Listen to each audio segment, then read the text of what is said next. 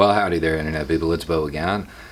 So today we're going to talk about how Trump has joined the movement. Trump is now on the side of those in the street. That's the only thing we can take away from his most recent actions, and that his entire administration is behind this because nobody apparently stopped him. So they must at least secretly hold some loyalty to the defund the police movement, specifically the area in Portland. The reason I say this is because the most recent actions there are counter to everything that is known about how to handle these type of movements. So the only thing I can take away from it, other than just assuming that he's completely incompetent and inept, and we all know that's not true, is that he has decided to actively help the movement in Portland recruit. Because it's in the manual not to do what he's doing. If you don't know what's going on, apparently the feds are using unmarked vehicles to conduct snatch and grabs in Portland.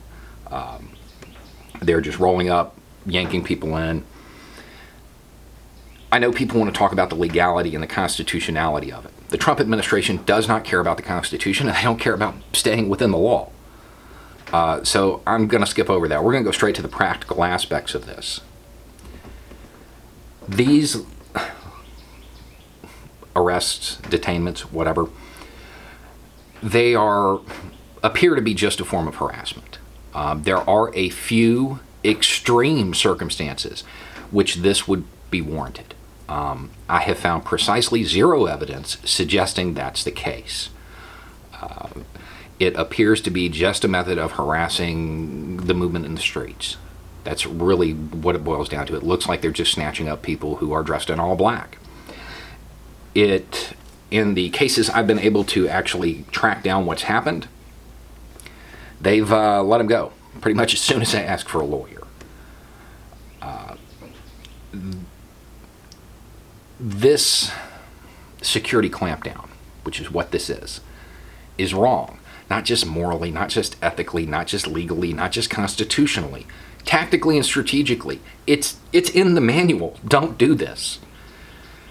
When you have a defined geographic area, let's say the city of Portland, and a movement has popular support within that geographic area, you don't conduct a security clampdown on them because it just creates people who sympathize with their movement. In more militant organizations, it is actually part of the goal, it is part of the strategy to provoke the government into an overreaction, into a security clampdown. Because what happens is when the government overreacts, the average civilian, the person that is not affiliated with the movement, they get caught up in it. They're scared. They don't know if they're next. It generates a climate of fear. They become afraid of the government, therefore they sympathize with the movement. Then, eventually, something goes wrong. Something happens.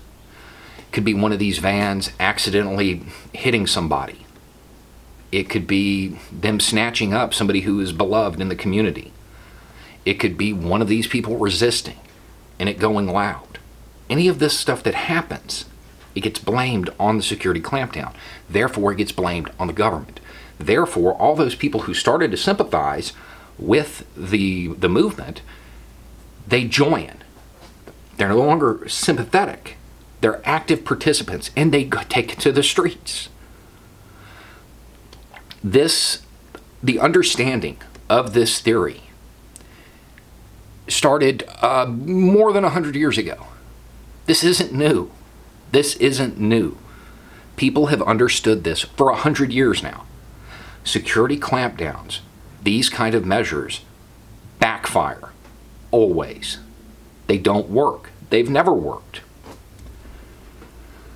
So, what we're really going to talk about is what Portland can learn from Ireland. In 1916, a movement in Ireland took to the streets. Okay, Easter. They occupied government buildings. Now, this was a more militant movement, but the same thing happened. Government overreaction, like we're talking artillery. When it was over, the overreaction continued. They took the leaders and they literally put them on the wall. Those who they thought were ringleaders, they put them on the wall. Boom.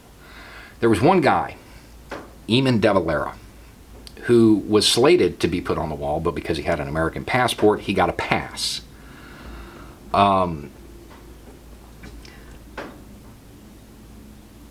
Because of that overreaction, the movement in Ireland solidified. It cemented.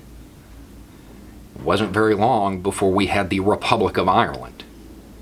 Up until then, it had been occupied by the British. That crystallization of the movement, all of those sympathizers, they were created because of the government overreaction. Since then, militant groups, especially those who are looking for sub-revolutionary or revolutionary change, they intentionally try to provoke a government overreaction. In this case, the protesters have done nothing in Portland to warrant a security clampdown. When you look at the list of reasons, it's like graffiti and broken windows. And that warrants roving bands snatching up protesters. That doesn't play well with the general populace. To prove this, you can go to Dan Rather's tweet on it. Dan Rather, it does not get more mainstream than Dan Rather. Look at what his followers are saying in the replies. Look at the terms they're using to describe the federal agents.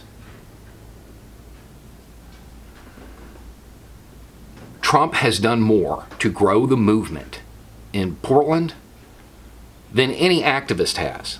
And he did it in like 2 days. If you are caught up in this, I understand it is uncomfortable. It is unnerving. If you've never been snatched before, it's scary.